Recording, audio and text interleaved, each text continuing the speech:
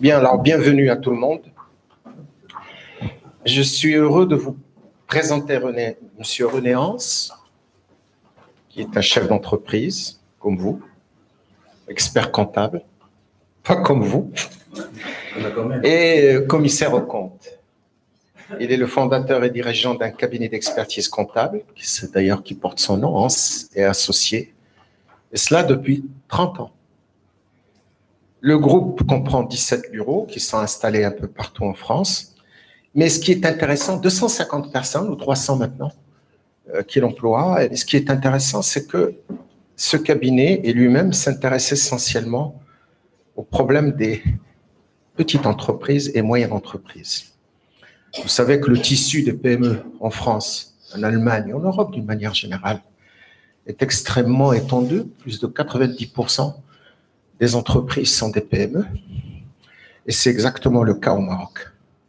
C'est pour cela, et je remercie beaucoup le professeur Louazani, qui est le directeur de la Fondation Lynx à l'Université Hassan II et à la Faculté de sciences juridiques, économiques et sociales, qui a pris contact avec M. Hans, qui est un spécialiste dans ce domaine-là, pour l'inviter.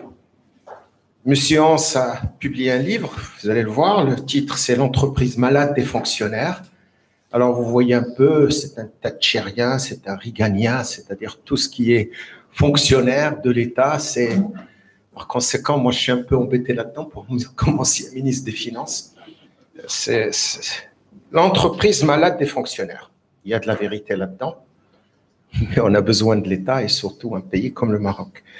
Alors, l'objectif ici, les PME, parmi les problèmes qu'ils rencontrent, et des problèmes tous liés essentiellement, bien sûr, au problème de la compétitivité, au problème de la productivité des facteurs, subissent aussi un problème financier.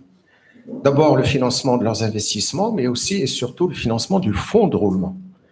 Quand on veut financer les investissements, évidemment, le marché financier, les capitaux propres, etc., là, il y a des solutions qui sont déjà connues. Mais on ne pense pas souvent au problème du financement du fonds de roulement, c'est-à-dire souvent les entreprises, les PME, rencontrent des problèmes de trésorerie.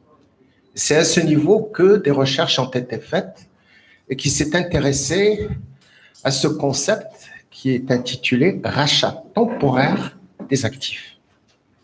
Rachat temporaire des actifs. Beaucoup de pays ont utilisé le cash buyback, nous au ministère des Finances autrefois et ainsi de suite, pour le problème concernant la dette, concernant le marché secondaire de la dette privée ou publique, surtout privée, du Trésor.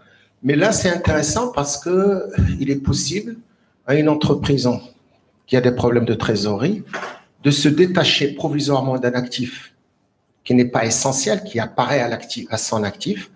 Il y a tout simplement une descente de ce qui est en haut du bilan à l'actif vers le bas qui devient de la trésorerie.